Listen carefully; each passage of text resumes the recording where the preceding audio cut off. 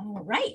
Hello there to anyone who is watching. This is the very first of Anastasia, and Andrew Sakamal Unplugged. We're going to critique a video today. So welcome, Anastasia. Thank you so much. I'm so happy to be here for everybody that's watching us. Everybody that's going to watch us later. Hey. Oh, thank you so much. Well, I'm thrilled to have you. You look beautiful. And today's video is kind of a short one. A Black dad comes on and powerfully talks about critical race theory. And he claims that people who allow critical race theory, they're just fanning the flames of what little embers are left of racism in the United States.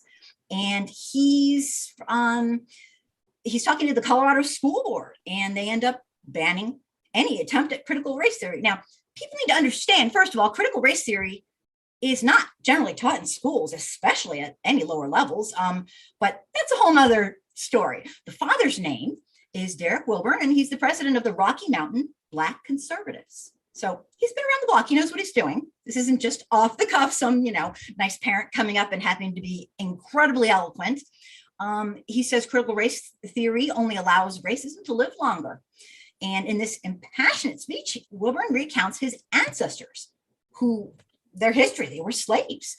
And he tells about them. And then he urges Colorado Springs School District 49 to ban CRT, critical race theory. The board votes 3-2 to ban this controversial issue. And, CRT is taught in some law courses. It's an educational model that tries to understand the roots and persistence of racial disparities in the United States. It's really not anything that is taught in school per se. Critical race theory is a buzzword or a trigger that gets far right really scared and upset. And, it's really not taught in school anyway, but it's a theory that's been there for over 40 years. And just to be honest, since that's what we're here for, what these people are fearful of is that their children will learn a real racial history. And so on that lovely rant, I will play the video, and then Anna's going to take over with any comments or questions, and we will go from there.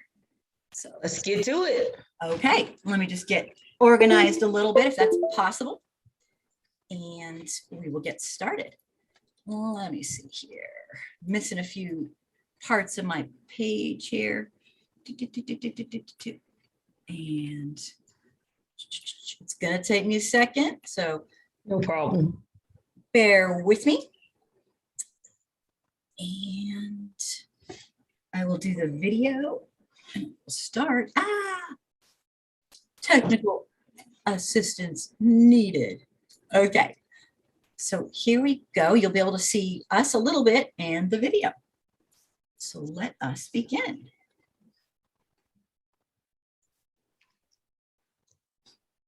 Okay.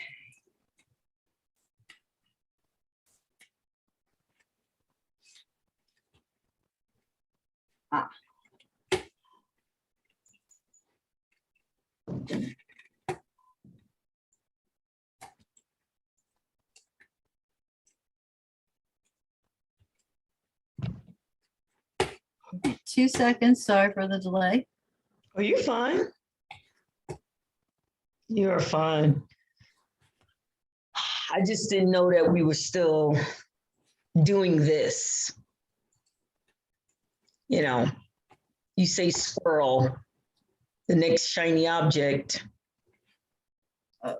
I'm having a little bit of trouble here getting into what I need to be doing. There we go. And I can always cut this out for the, before I put it on live. Not sure what's going on with me, but there we are. Okay, hopefully this will work. I am the direct descendant of the North American slave trade. Both my parents are black, all 4 of my grandparents are black, all 8 of my great-grandparents, all 16 of my great-greats. On my mother's side, my ancestors were enslaved in Alabama. On my father's side, we were enslaved in Texas. I am not oppressed. I'm not oppressed, and I'm not a victim. I'm neither oppressed nor a victim. I travel all across this country of ours. and I check into hotels, and I fly commercially, and I walk into retail establishments, and I order food in restaurants. I go wherever I want, whenever I want. I am treated with kindness, dignity, and respect, literally from coast to coast. I have 3 children. They are not oppressed either, although they are victims. I've taught my children they are victims of 3 things: their own ignorance, their own laziness, and their own poor decision making. That is all. My children, we are not victims of America. We are not victims of some unseen 190-year-old force that kind of floats around in the ether.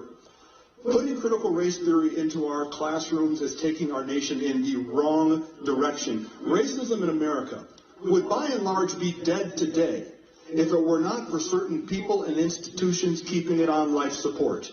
And sadly, very sadly, one of those institutions is the American education system. I can think of nothing more damaging to a society than to tell a baby born today that she has grievances against another baby born today simply because of what their ancestors may have done 2 centuries ago. There is simply no point in doing that to our children, and putting critical race theory into our classrooms in part does that. Putting critical race theory into our classrooms is not combating racism, it's fanning the flames of what little embers are left. I encourage you to support this resolution. Let racism die the death it deserves, and let's keep living the life of country that we want. Thank you. All right. So, yeah, that. I'm very interested in the way he describes systemic racism. That the definitions he's using are not kind of in my repertoire of understanding, but I wanted to start off with asking Anna, bring it on, my friend. What do you think? I have question after question for you. So let me know. What do you think of this guy? I don't. So let's be clear about certain things, Angry Soccer Mom. I don't think about people like that. I don't even let them come into my ecosystem, because at the end of the day, these people are sock puppets. They're sock puppets.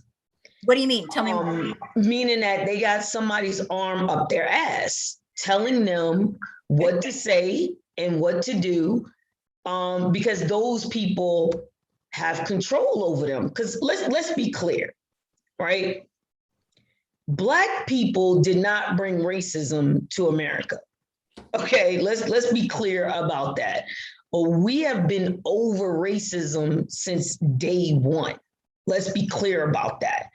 Of course, I sent you these videos to show you the mental gymnastics. And then you said that this man was a Black conservative. Well, a lot of Black people are conservative when we're talking about certain things. However, being a conservative doesn't make you blind. Like, are you talking about like conservative in the sense of some people are economically conservative with their finances? Well, what I was meaning by that is like, okay, so when they're talking about Black conservatives, let's break down what they're initially talking about, right? They're talking about marriage. We also know as a twinge of, not supporting the LGBTQ plus community. I'm just going to be real about that. And getting married and, doing these things, the whole bootstrap, pulling yourself up from your own bootstrap, right? Traditional values, right? Right. Conservatives have traditional values. I guess we can do air quotes with that, because when you have this, these are traditional values had me in chains, right? And he's denying racism. Right. But that's not what he's denying. That's not what he's denying, Angry Soccer Mom. What he's denying is the truth. Because I always tell somebody, okay, say you don't teach about slavery. Okay? Say because I mean, it didn't end bondage. Human bondage is still going on in jails because it's legal when it comes to the 13th Amendment. But even having said that, even in the 60s, there were Black people that were slaves in Louisiana. Okay, so the Emancipation Proclamation came out, let's say 1865, that's when so-called slavery ended. We know for certain that there were still people in slavery in the states that did not rebel and become traitorous, that did not secede, correct? Okay, so after those people were let free, right? Was everything good after that? Okay, we're not gonna talk about mass incarceration. We're not gonna talk about sharecropping. We're not gonna talk about the compromise where they basically compromise Black people, that we're gonna take all these troops out of the South and here comes the KKK to do with it. Okay, let's leave all that out. Was it okay after that? Okay, let's talk about Jim Crow. Okay, no problem. Was everything okay after Jim Crow when we said, you know what? We are didn't we say we were post-racial then? Didn't we say that? We said we were post-racial then. After emancipation, that's it. That was it. Everything was good. Okay, no problem. Let's talk about the Voting Rights Act. Let's talk about the Civil Rights Bill. Was everything great after that?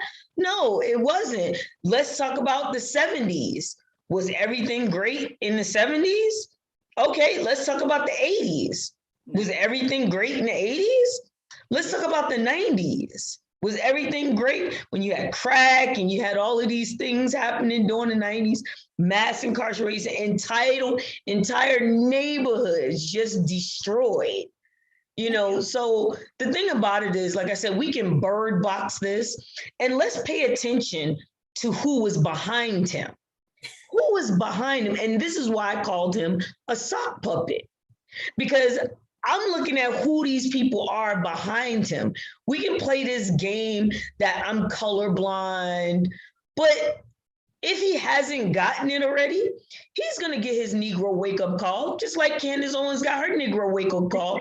Tell us what you mean by that, a Negro wake-up call. Negro wake-up call. I know what it is, but right, we talk, but a Negro wake-up call is when a Black person or a non-white person gets shown racism and discriminatory and bigotry in their face, and there's no way they can deny it. The sad thing about Candace Owens, she's a grifter, point blank and simple. We know who Candace Owens is. We know who Terrence K. Williams is. We know who Rayon and Cubic Zirconia, Diamond and Silk. We know who these people are. We know who this person is because the simple fact of the matter is I would rather be a pet than be a meal. And that's just the way I see it. There's a way that you can teach history where it's like, hey, we still have problems. So now this is what killed me about this whole thing. One, CRT is not taught in schools. Half of these people didn't even know what CRT was before a couple of months ago. I didn't even know what CRT was before. Right, the far right brought it up as exactly. a buzz. But why did they bring this up? Because they do not have any policies. They have no policies that will bring in voters. So all they got to do is squirrel, distractions, look at the shiny thing. What was before this? Mr. Potato Head. The second, what do you mean by that, Mr. Potato Head? Remember the whole thing about it? It wasn't going to be a Mr. Potato Head or a Mr. Potato wife. It was just going to be a Mr. Potato. It was going to be a potato person. You don't remember that? No, I don't know what you're talking about. Yeah, so tell us. You know the toy Mr. Potato Head, right? Of course. Yeah. So now they're not going to give it a gender. Oh, okay, okay. So that's what I'm saying. Connect that with what you're talking about. What do you mean? So what I mean is that we went from being upset about Mr. Potato Head. We went from being upset about Dr. Seuss. You're talking about the rights, distractions, and right. It's nothing but distractions. We went from being. Now, this is the funny thing about it. This dude is saying that there's no such thing as racism and it's been dead. You know, the lieutenant governor of Texas just blamed Black people for the reason why COVID spreading Texas all over. Yeah. Before, who was it? It's like a game of tag, like I told you before. Racism, a game of tag. First, it was the undocumented immigrants, right? Remember that?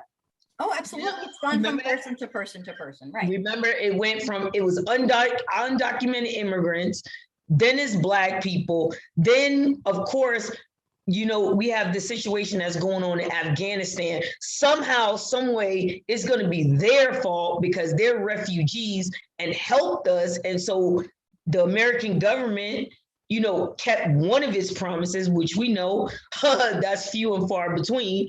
But the simple fact of the matter is, it's always somebody other to blame than who's to blame. Okay, unvaccinated. Okay, so is this what you're saying, Anastasia?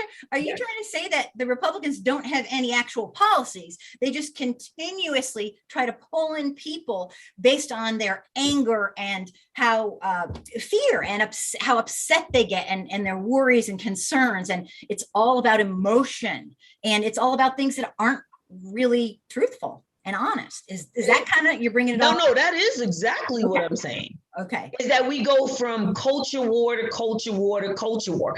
These are the people that don't want you to have Medicare for all. This is one of the same people that said your elderly great and grandparents should die for the economy. These are the same people that are attacking legal immigration, do not want anything regulated. These are the same people that don't believe in climate change and climate refugees. So at the end of the day, Social Security, you know, these are the same people that don't believe in a minimum wage.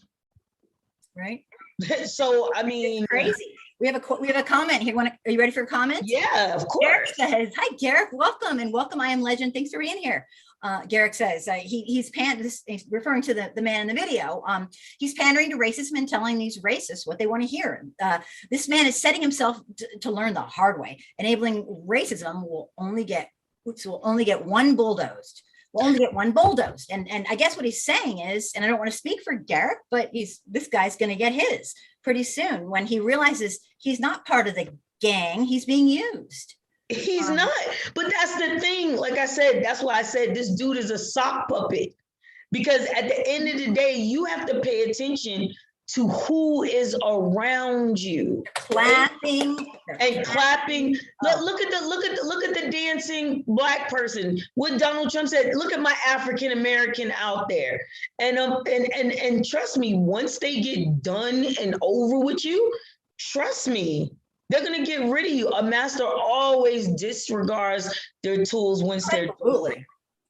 Always. Trump is riddled with a history well before he was ever president of cruel things historically towards Black people. I mean, Central Park 5 and his lawsuits of discrimination and the things he did to the people who worked for them, from the brown folks who did a lot of the work in his place. But let's not just say the brown people. Well, I wasn't. I was going to go on and tell. Right, but listen, this is the thing. He had the newly whites. He had some Polish workers. And the reason why I say newly whites, because when these people first immigrated to America, they weren't considered white either. So that's why I say the air quotes, the newly whites, the Polish workers, he refused to pay them too. That's what I'm saying. Yeah, I was referring to his remember when he had the housekeepers at his giant resorts, and what he did was he created fake documents for them to get in, and then he turned them all in. Yep, he sure did. And while he was documents, it was like, what right. And while he was telling them, oh, we don't need these people in here, he was trying to get more visas for more workers, and he was actually turning Black people away. Yeah, he's a con man, and the people who follow him in suit are also con men and women. You can't have it both ways. You cannot support a man who is overtly, obnoxiously racist Yes. Misogynist, bigoted, just nasty as hell, and does not like anyone who's not really, really rich, and say, well, but I'm not racist, because you see, you might not think you're racist and all that, but it sure as hell, it wasn't a point that made you say, you know what, it wasn't a deal breaker for you. No, it wasn't. Like you said, this woman, she made a video. She said, you will forever be known as a person that supported the same person that the KKK, the Proud Boys, and these white supremacist groups supported. That's you. That's who you will always be. That's who you will always be. You know Absolutely. We have another comment. Haru, the Duke of the Great Lakes, has a comment. The privileged white people they're pretending white supremacy is brand new and they have nothing to do with it. Yeah, that's what we do. Denial. And the reason we love this man when we're white and standing behind him is because he gets it. We don't want to have to think about our role in racism, in systemic racism. We don't want to have to consider us as maybe a bad guy, or maybe we don't want to. So we love him because, you see, he understands our cute, tender feelings are hurt. And so they're clapping. They're like, yes, they're happy. They love it. And that's why they're so damn happy. You will never see a room of happier white people than when a man who is Black, brown, or indigenous is standing up saying, racism, what? And it's survivorship bias. The fact of the matter is, he said he was in Colorado, right? Yeah, he is. There's not even enough. The thing about it is you have to look at where you're at, where it's not even enough of a Black population there for certain things to go on. I'm not saying it doesn't, but my girlfriend is in Colorado right now, and she can tell you the racist things that go on. Just because it didn't happen, we talked about this before. I'm not a man. I've never had a vasectomy. That doesn't mean I can tell you I just had a vasectomy. Oh, that doesn't hurt. Right. I can't do that. Anastasia, are you saying you think this guy truly has not experienced racism, possibly? No, he has. What's he doing? Oh, he has. Oh, trust me. If he's old enough, let's talk about Michael Steele. Michael Steele is a Black man that was in charge of the Republican Party, right? The campaigns and stuff like that. A couple of years back, he had to ask permission in order to use funds. This person, he's the head of the RNC, but only him had to ask. These are the things, like I said, because yes, look who Michael Steele is. I was asking, was that the main point you're making? Yeah, this is what I'm saying is that here you have these Black people espousing the things that white people want to say. But they're still puppets, is what you're saying. Right. And then some of them aren't, because this is the thing. I was just watching this. I forget what the name of the guy's name is, but he was a Republican lawmaker. Mm-hmm. He had two Twitters, one as himself and one as a Black gay man, right? So he forgot to switch his Twitter accounts and was talking to the public like he was this Black gay. He hired Patti LaBelle's adopted son. After he got caught for lying, he hired Patti LaBelle's adopted son to come on camera and say, hey, my name is Dan Purdy. I am a Black gay man, and I'm the one that wrote this. So there are capitulators. He tried to cover his tracks, and he went there. Right. And we have another comment. Are you ready for another comment? Yes, ma'am. Two comments, actually. Garrick says, what is also a trait with Black conservatives is they'll be against programs like affirmative action, but it'll be okay to go to college under the same program, like Larry Elder, Ben Carson, Clarence Thomas. So it's, yes. Yes. Yeah, and then and the thing about it is this is the problem and the duality with that. Mm-hmm. Where you have it at is with the total Black experience. I earned being here. Now, this is the thing with affirmative action. they have made it to the point where the only reason why you got this job or you got into college, we had to lower the standards for you. That is not what affirmative action is. Now, this is the question. Now, this is the question. Why do we need affirmative action? If we're post-racial, right? That's what this dude is saying, right? Why do we need affirmative action? And let's be clear about something. Affirmative action helped more white women than anybody. They're at right now. And with these minority businesses, what a lot of these white men are doing, they're putting their white women, their white wives as the owner so they can take part in that. Absolutely. And it's not just affirmative action. We're doing it. Why do we need the Voting Rights Act? Why do we need anything that stops? Because the statistics bear out the truth. No matter what someone says, the statistics aren't lying.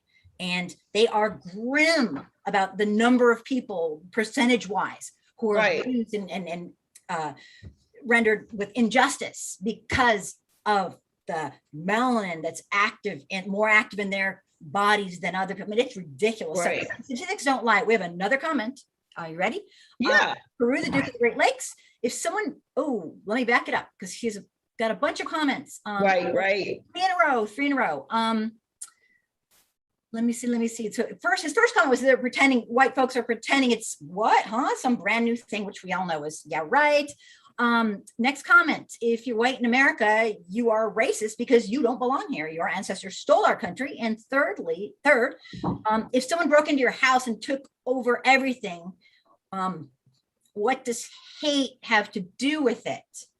So can I take this one? Absolutely. So I was reading that comment, right?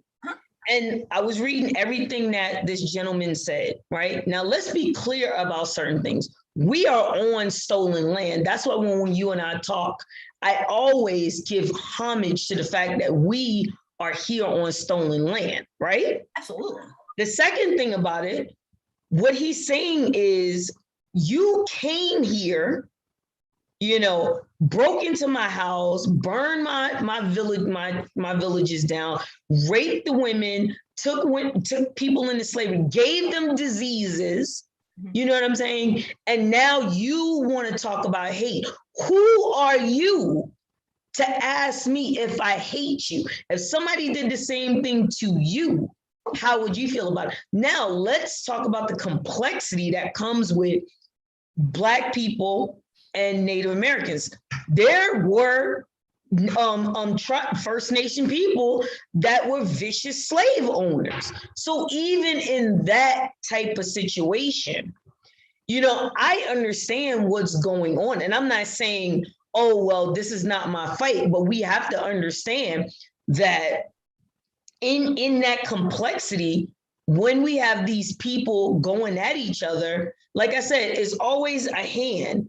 And you're going to get more of a punch if you stick together like this, but we all go into our own silos because of the complexity.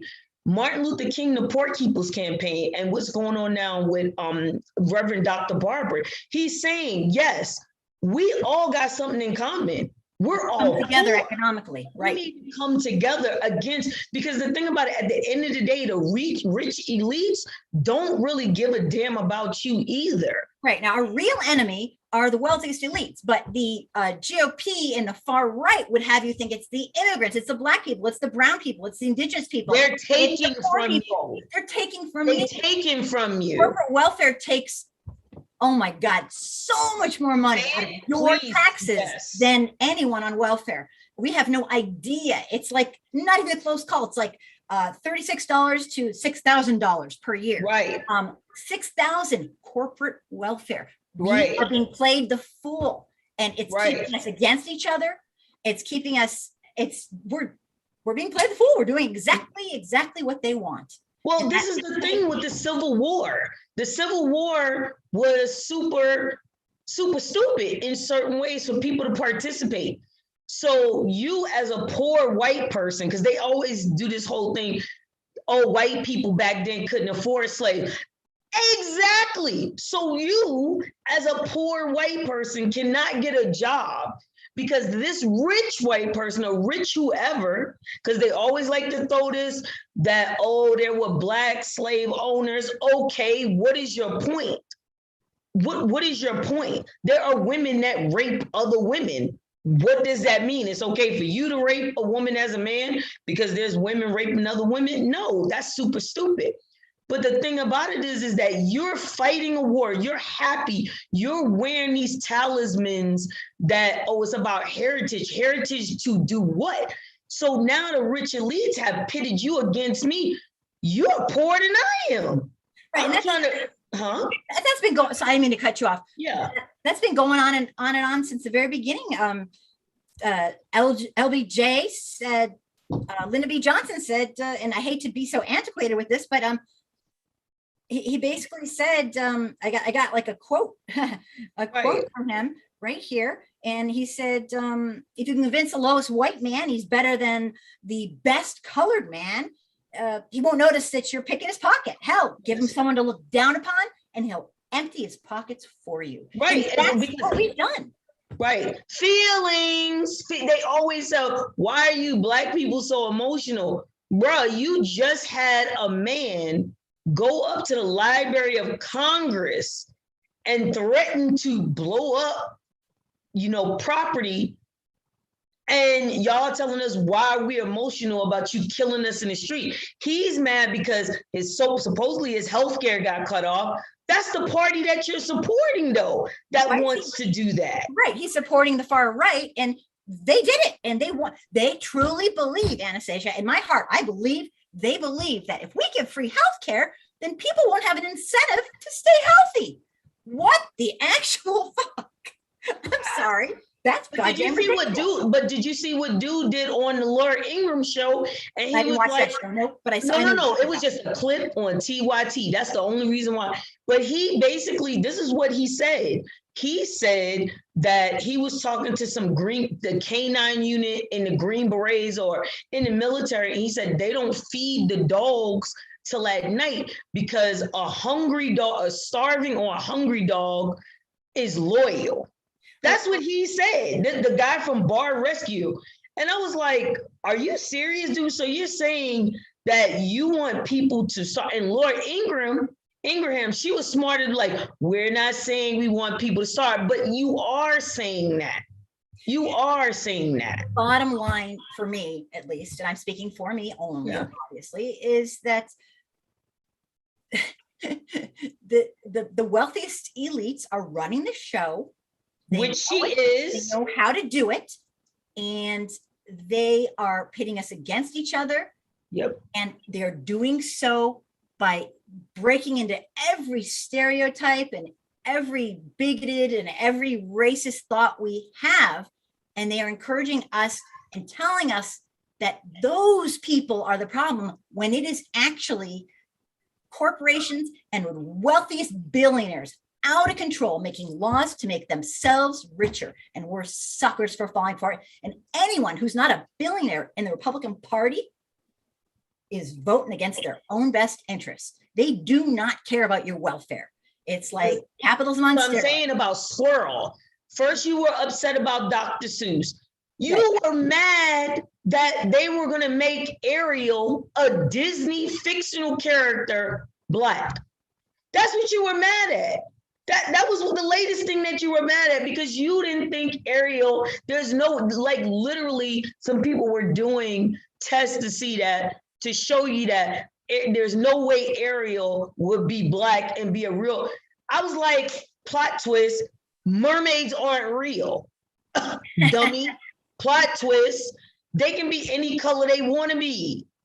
Like, come on, bro. So it's stochastic terrorism that they're dealing in. The fact that you're manipulating and manufacturing consent to do these things. And so now just a couple of months ago, a dude blew up like 2 or 3 city blocks. Why is nobody talking about that? If that was a Black person, a brown person, or a person of the Muslim faith, do you not know what would have happened to this man, his family? He just blew it up. Oh, he's a lone wolf. There are always these lone wolves. And we know that that's a lot. Dylan Roof was not a lone wolf. And the guy that just in DC that just brought up, he was going to blow up whatever he was going to blow up for whatever wacko reason he was going to blow it up. He said there's 4 other people out here. What do you mean by that? Four other trucks. There was 4 other trucks. And he was talking to Joe Biden, like, Joe, you can't shoot in the truck because, you know, it may blow up. What makes you think Joe Biden is coming down there to talk to you about this? He said that. I was like, he's batshit crazy. Like, he really is. Basically, you know, I guess the bottom line is, and we have a couple comments I'm going to read a couple comments and then yes, ma'am. I can start kind of closing, but then I want you to make some more comments if you have them. Is the bottom line is that we are being fooled over and over and over for generations into blaming Black people for all our problems when we did this. Right. The white folks, not you personally, but right. White folks, we did this. And we need to take some racial responsibility. It's not difficult. You don't have to do everything. Just educate yourself in our real racial history. Stop buying into the lies. I mean, my God, the propaganda is real in this country. And let me jump in to take. Derek says this is why racism can't end in America, because your wealthy elites profit off of it. LBJ quote is engraved in them. Yep. Now they now are able to disguise it more with American flags and patriotism, and he's absolutely right. Right. The racism of yesteryear does not look like the racism of today. No. Sometimes it does, but often very much not. You have to understand we've gotten good at this. Yeah. Right? We've really got cosmopolitan racists now, like what's his name, Richard Spencer, but they already talked about that when they talked about the Southern strategy. How now you can't call them the N-word. You got to say different words. I don't understand why they don't think that racism, in order for racism to live, it has to continuously evolve. It has to morph and change. Right. It has to. If it doesn't, people will be like, oh, you're racist and you're going to be able. That's why the Confederate flag thing was a big thing, because now I can look at you and say, oh, you're racist. Let me stay away from you. What are you talking about? It's tradition. Exactly. Well, it is. Right. Bullshit. I mean, now instead of saying you're Black, we don't want you to vote, we simply say, well, there's so much fraud when there's none. And see, we morph it. I mean, the BS is flying. Yes. Haru, the Duke of Great Lakes, says we've basically perfected it. Yes. Well, we have much more to go because people are fighting back. So we're gonna have to get better and better. It will continue to morph and change. Like with the Southern strategy, for people who aren't sure, that's the strategy that was made very, very famous just after 1964 Republican Party election, where you basically are racist, but you're really, everything about what you're doing is racist, but you kind of maneuver around it a bit. Right. Make it seem like it's not that. Right. Make it ambiguous. You have to make it ambiguous. Yeah. You have to make it. Right, absolutely. You have to make it. And the thing about it is you have to be willing to hurt white people too. Oh, absolutely. Because white America, and I'm not talking about on a micro level, but on a macro level, will eat its own.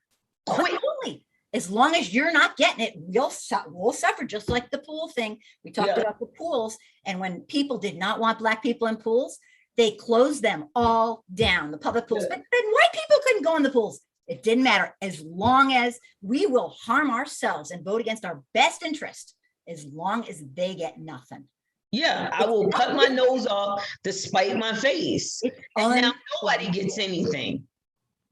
And okay, we have some comments. Haru, the Duke of the Great Lakes, says there's no lone wolves in white supremacy. Oh, hell no, there are none. It is an there are none. It's a club that started from the very beginning of this nation and then some. And Garrick says California will regret it if Elder becomes governor, because the person Robert Smith says Larry Elder is California's next governor. I'm not sure what he's trying to do there, but thank you for telling us. Congratulations to you. Right. I don't know what this is. He will. Garrick says he will put California on the same path as Texas and Florida. Yep. Stick to radio. He will commit career suicide. Well, yeah, California is, yeah, don't even get me off topic. Don't you pull me off topic. No. Let's stay focused. Focus. Not Garrick. You're fine, Garrick. No worries. I know a little bit about California. Lived there for 31 years. Wow. But anyway, you know, the guy, when we get back to the guy in the video, he's the head of this conservative Black group in Colorado. And if you notice when he's talking, he's jumped from his relatives who were forced into an enslaved status over many, many generations. And then he immediately jumps to modern day. No, because that's street cred. You have to see, you got to. I get that. Yeah, that's street cred. Right. No, and I understand that. And my point is that, sure, that's fine. But then he jumps to modern day. I'm sorry, but there's a problem here. The man skipped about 150 plus hardcore, purposeful years of systemic racism that were not only in the past, but continue today against Black, brown, and indigenous people, and sometimes impoverished white people. And to this day, so personally, I mean, I'm thrilled for him. Don't get me wrong. I'm happy that he hasn't been the subject of systemic racism. I'm happy that he's having a great life and all that. I don't want him to be, you know, hurt by our sick culture of white supremacy. But, you know, I'm thrilled for the guy and his children that he's never experienced this. But let's be real, Derek Wilberg. He's forgotten about more than a century and a half and counting, sorry, still happening, of oppression, marginalization by the hands of the people, the masses, the white masses, and many times our federal and state and local governments. This is a government-sponsored deal. Yeah. The following are a little reminder for him. I don't think he's listening, but maybe I don't think I can change his mind.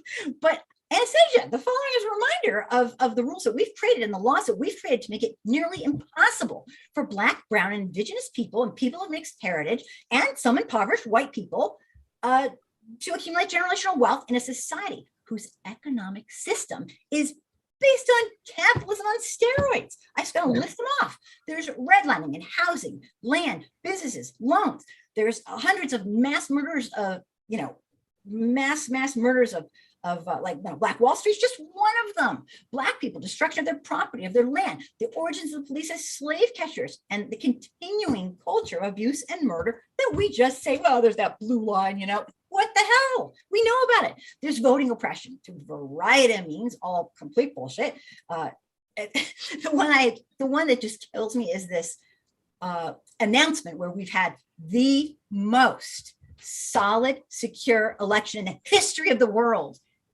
And the far right says somebody cheated. It ended up being them, but not going there. Right. Sundown towns that restricted traveling and safety and commerce.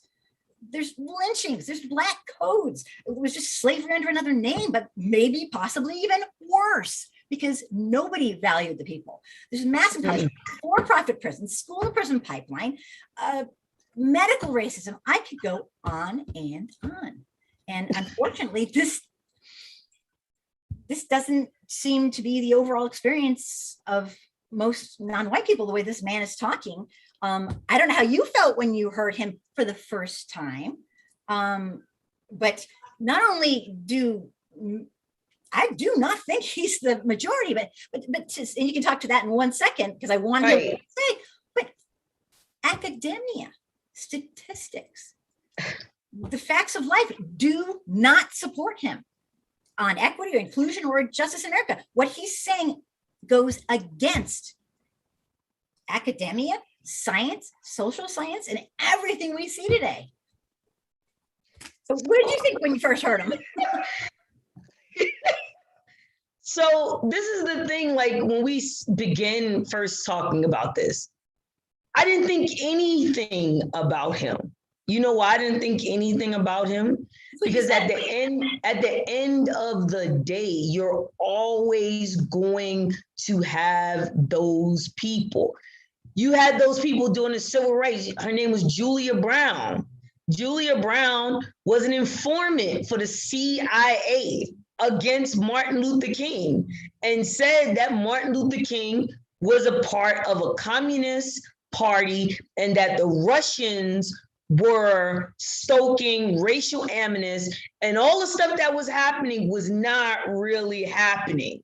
Okay, you had even during slavery that in other enslaved people told on other enslaved people.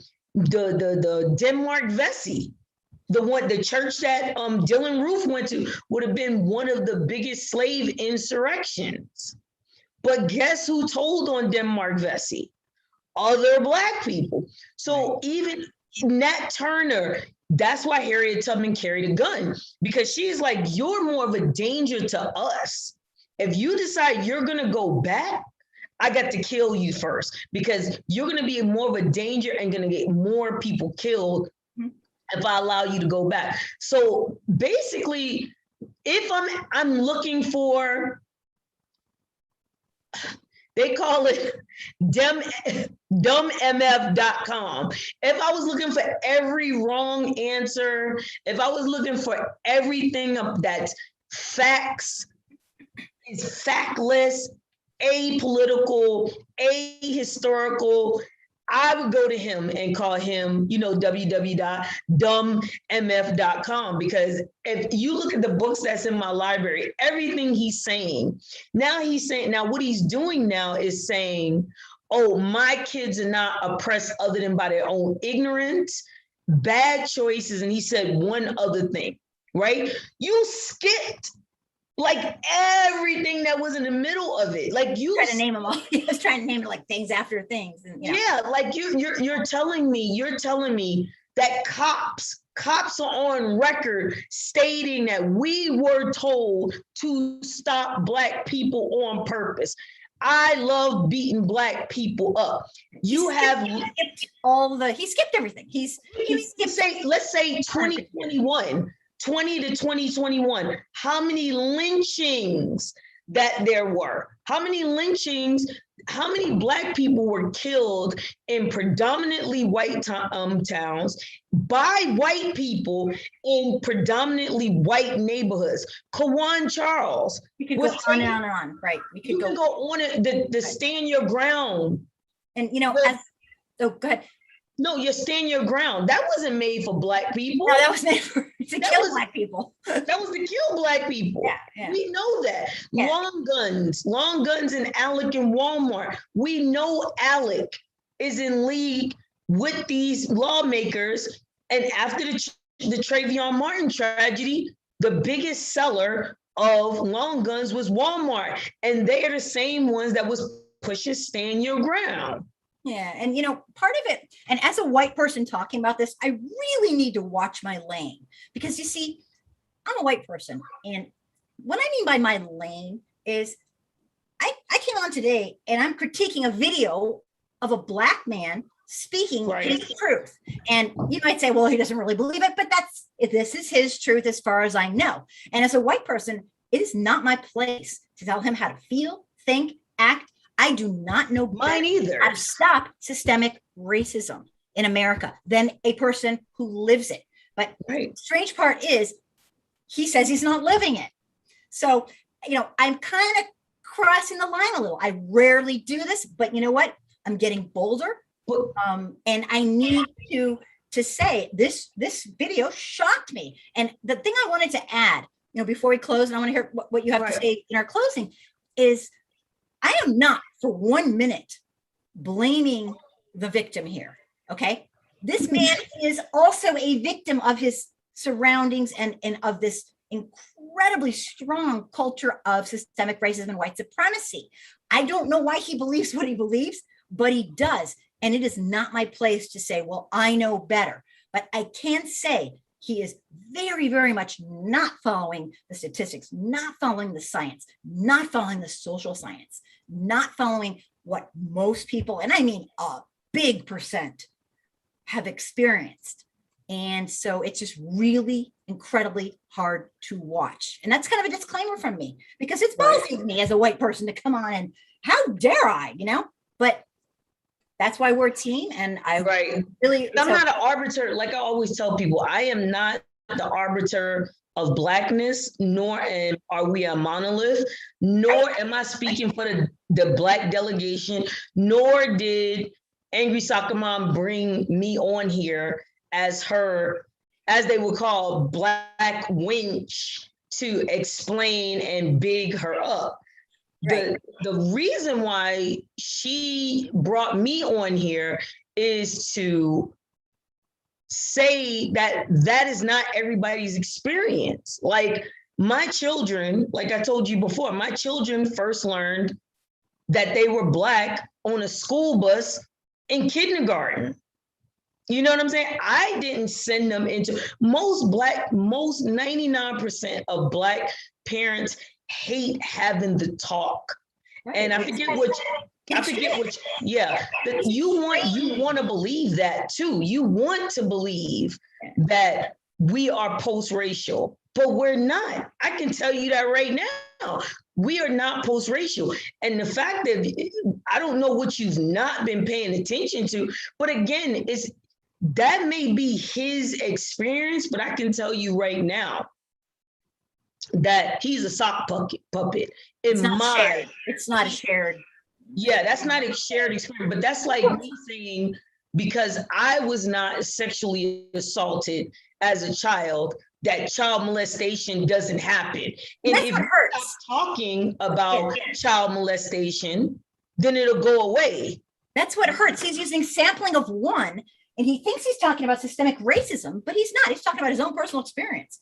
But if you have a broken arm and you never go to the doctor, you never said it, that doesn't mean it's gonna go away. That just means you're gonna have a broken arm that's probably gonna heal incorrectly. You're not gonna be able to use it correctly. Now, this is what I'll close out. Everybody brings up the Holocaust and all of these things. The difference between us and what happened during the Holocaust is that the Germans are not proud of what they did. Mm-hmm. It is illegal for you to show the swastika in Germany. It is illegal for you to do the Heil Hitler sign. They teach so it doesn't happen again. Can't deny it either. Exactly. They don't deny any of that. Not allowed to deny it.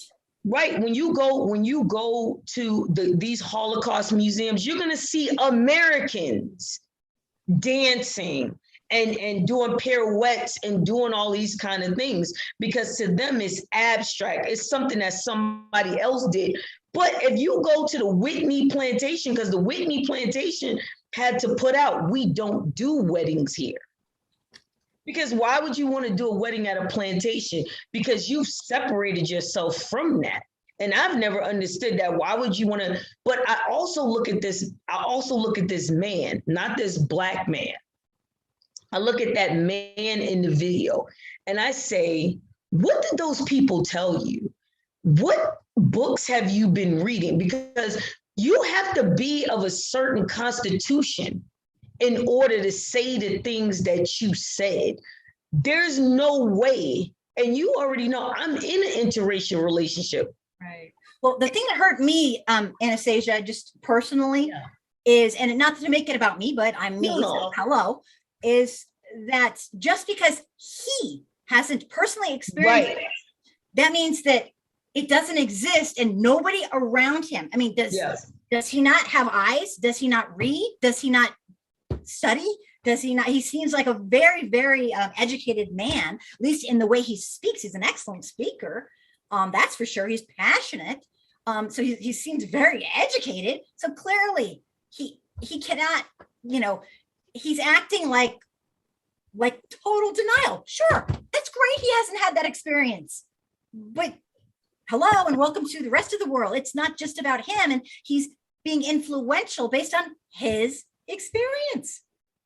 Right, but this is the thing. You have a comment about how can we move on? I think it's called Haru, the Duke of the Great Lakes. How can we move to post-racism if white people never admit they're racist? Because that's the point. This is the thing. Everybody believes that white America wants to move on from it.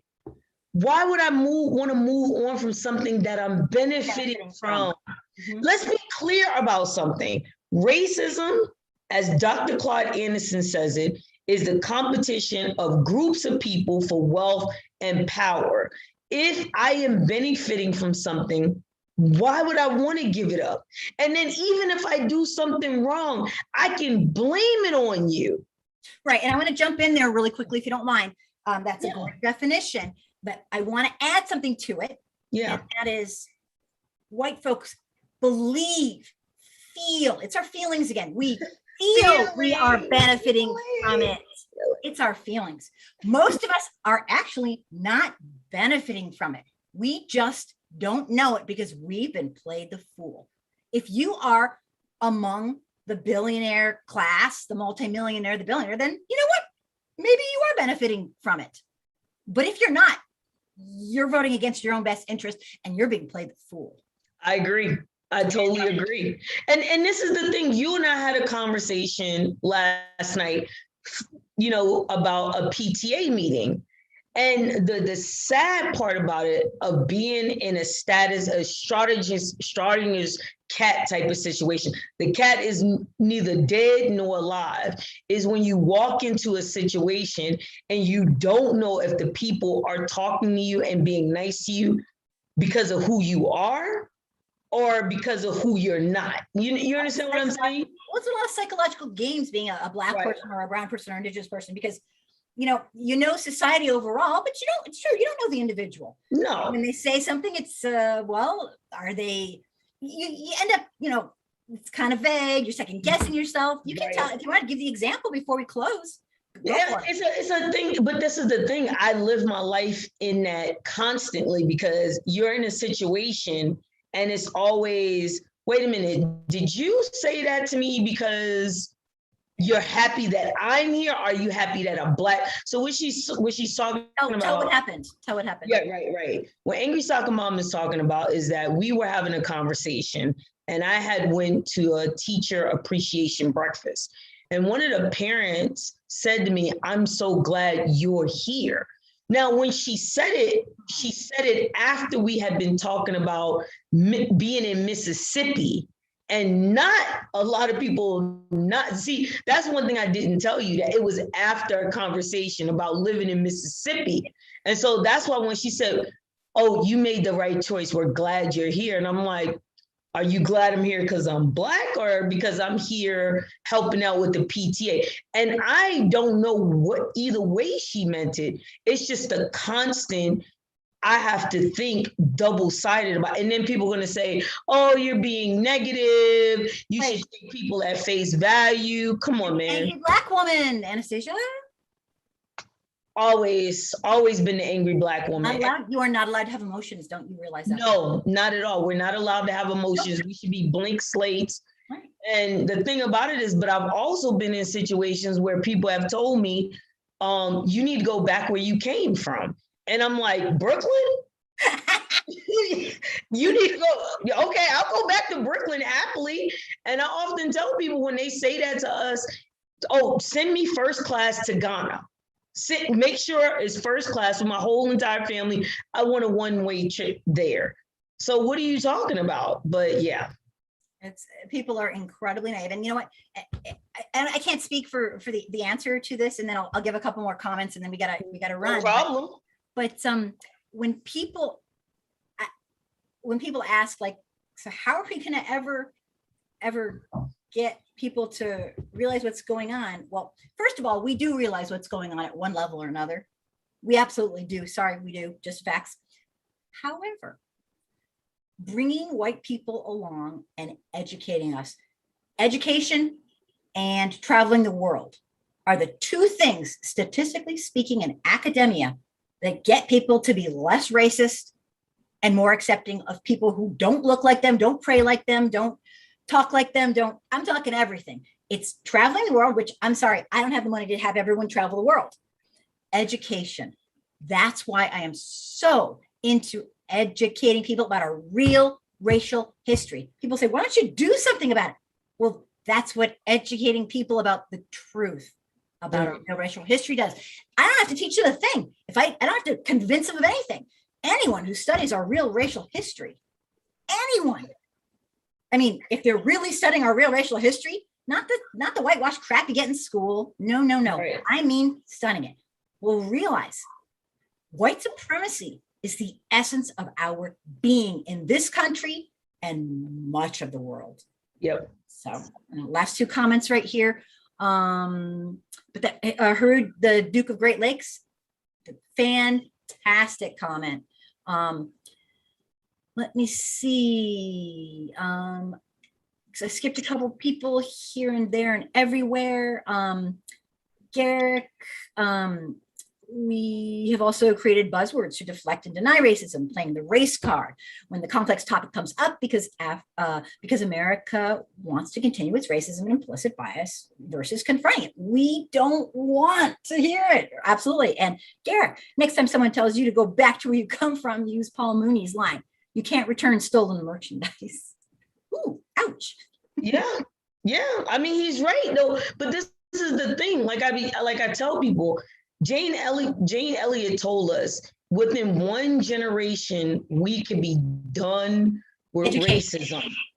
Education. They're not teaching CRT. They're teaching inclusivity, diversity. They're not even teaching real racial history. They're not teaching real racial history. It's all whitewashed. They're teaching kumbaya to the kids and to all of us. If you're lucky, you'll hear about black clothes. If you're lucky, you might hear a little bit about redlining. We're not teaching our real racial history. We are continuing the bullshit of white supremacy. And so teaching critical race theory, oh, please, that doesn't happen. And that'll never happen. It's like we made laws to stop people from doing something that they don't do. I'm a teacher. We don't do it. Don't know what to say. You want to make a closing comment and we'll say. No, I think conversations like this is great because the fact of the matter is that white people and this is the thing, it's not just white people. If it doesn't affect them, they don't care. So I'm talking about non-Black people and some Black people to a certain point, they just don't care until it happens to them. If everybody knows that I am a board member of Black Lives Matter Mississippi, every time something happens, the person always said, I never thought this was going to happen to me. And I say, why?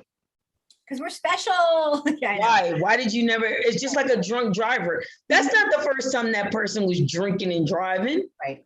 Usually when somebody, you know what I'm saying? When something happens like that, that's not the first time you were doing that and you just got caught this time. But the only thing I'll say is that we're going to fight individually and we're going to fight collectively in ways like this and protesting and legislative and getting candidates till hell freezes over.